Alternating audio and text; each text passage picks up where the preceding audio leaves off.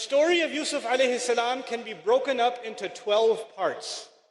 If you know the story, you can easily, as it is in Surah Yousaf, you can break it up into 12 parts. I'll tell you why I'm telling you this. When I was in college, before I was even interested in Islam, I took a course called World Literature.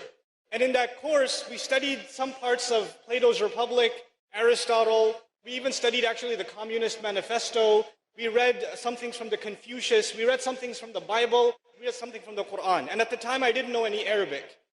When we took this course, one of our homework assignments was to compare the story of Joseph in the Bible to the story of Yusuf alayhi salam in the Quran. That was a homework assignment. And the only thing I had was the translation.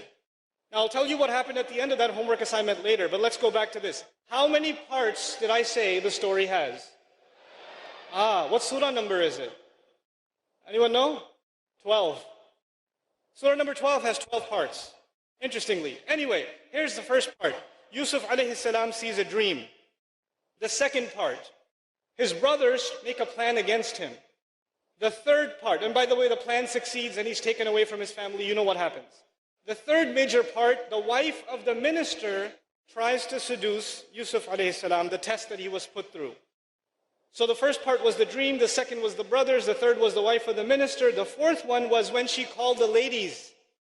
She called all of the ladies and they also fell in and they, did what they did with the knife. They weren't very good with knives.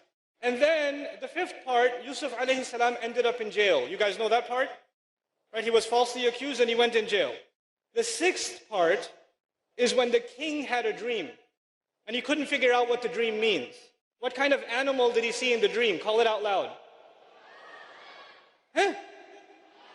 A cow. Very good. That's a very loud cow over there. Okay. Now, the seventh part is that the dream that he had gets interpreted by Yusuf alayhi salam. So he doesn't know what to do with the dream. They send for Yusuf alayhi salam. He interprets the dream. The eighth part is Yusuf alayhi salam is released from prison. He gets out of prison. The ninth part is the women, remember those ladies with the knives? They confess. They admit that they did something wrong. The 10th part, the wife of the minister also confesses.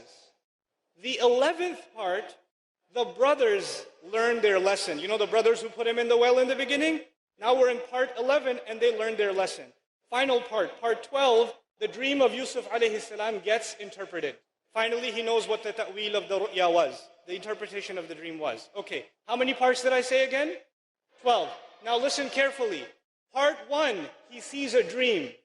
Part 12, the dream gets interpreted. Part 2, the brothers make a scheme against him. Part 11, backwards, the brothers learn their lesson and they ask for forgiveness. Part 3, the wife of the minister tries to scheme against Yusuf. Part 10, going backwards, the wife confesses that she was wrong. Part 4, the ladies tried to seduce or say something about Yusuf alayhi salam. Part 9, the ladies confess.